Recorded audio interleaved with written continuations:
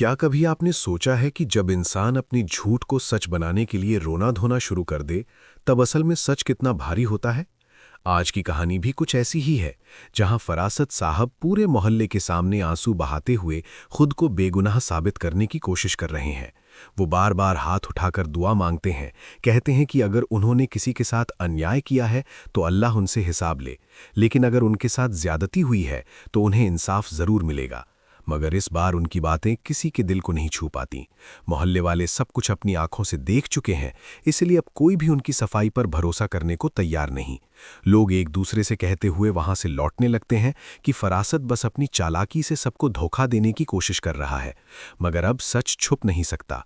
पूरे मोहल्ले में यही चर्चा होने लगती है कि आखिर इतने सालों से जो इज्जत उन्होंने बनाई थी, वो सब झूठ की नींव पर खड़ी थी। अजीब बात यह है कि इतने सब के बावजूद फिदा अब भी उनकी बातों पर यकीन कर रहा है। पढ़ा लिखा होने के बाद भी वो सच्चाई देखने से इनकार कर रहा है। दूसरी तरफ सनम का दिल अब पूरी तरह टूट चुका है। उसे महसूस हो गया है कि जिस इंसान पर उसने भरोसा किया, वो सच को समझने की क्षमता ही नहीं रखता। इसलिए वो मन ही मन फैसला कर लेती है कि अब वो इस रिश्ते को और नहीं निभाएगी और खुला लेकर अपनी जिंदगी अलग कर लेगी। इसी दौरान मोहल्ले में फैलने वाली बातें जब सनम और शाहजमीन तक पहुंचती हैं, तो हफ्सा की मौत का दर्द फिर से जिंदा हो जाता है। दोनों शाजिया आंटी के पास पहुंचती हैं ताकि उन्हें तसल्ली दे सकें, मगर वहां जो सच्चाई सामने आती है, उसे सुनकर हर किसी के रोंगटे खड़े हो जाते हैं। धीरे धीरे ये बात साफ होने लगती है कि इस पूरी साजिश के पीछे फरासत और उसकी बेटी का हाथ था। ये सुनकर सनम को अली की भी चिंता होने लगती है, क्योंकि उसने मनाहिल से शादी करके अपनी बहन का बदला तो ले लिया, लेकिन शायद अपनी ही जिंदगी को मुश्किलों में डाल दिया। बदले की आग में लिया गया फैसला अक्सर इंसान को ही जला देता है। शाजिया बेगम भी अब मनाहिल को अपने सामने इस घर में देखना बर्दाश्त नहीं कर पा रही, मगर वली के दिल में सिर्फ एक ही जिद है कि फरासत उसी दर्द को महसूस करे जो उसने दूसरों को दिया था। इसी बीच जब सनम और शाहजमीन वहां से निकलती हैं, तो बाहर का मंजर बिल्कुल अलग होता है। फरासत के घर के बाहर लोगों की भीड़ जमा हो चुकी होती है। कोई केटरिंग वाला है, कोई टेंट वाला, कोई डेकोरेशन और लाइटिंग वाला। सब अपने अपने पैसों की मांग कर रहे हैं और जोर जोर से कह रहे हैं कि उन्हें अभी और इसी वक्त अपने लाखों रुपए वापस चाहिए। फरासत हैरान और परेशान खड़ा रह जाता है।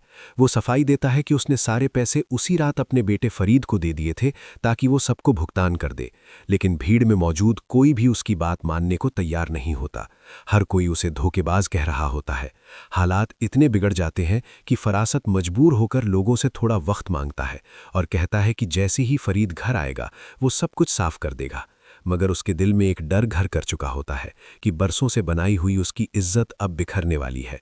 थोड़ी देर बाद जब फरीद घर लौटता है, तो फरासत गुस्से से कांपते हुए उसकी तरफ बढ़ता है और पूछता है कि लाखों रुपए कहाँ गए। वो उसे मारने ही वाला होता है कि रुबीना बेगम बीच में आकर अपने बेटे को बचाने लगती हैं। तभी फरीद अपनी माँ के पीछे खड़े होकर अपने ही बाप को आंखें दिखाता है और कहता है कि अब उस पर हाथ उठाने की कोशिश भी ना करें।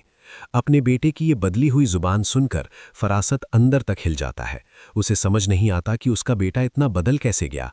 तभी एक और हैरान कर देने वाला सच सामने आता है कि फरीद को एक उम्र दराज औरत से इश्क हो गया है और चुपके से वो उससे निकाह भी कर चुका है। ये सुनते ही फरासत के पैरों तले जमीन खिसक जाती है। जिस इंसान ने दूसरों की बेटियों की जिंदगी से खेला, आज वही अपने घर की इज्जत को टूटते हुए देख रहा है। उस पल ऐसा लगता है जैसे वक्त खुद इंसाफ कर रहा हो, क्योंकि जिंदगी का सबसे बड़ा सच यही है कि जो इंसान दूसरों के लिए गड्ढा खोदता है, अक्सर सबसे पहले उसी में गिरता है। और जब कर्मों का हिसाब शुरू होता है, तो कोई झूठ, कोई चालाकी और कोई आंसू इंसान को उसके अंजाम से बचा नहीं सकते।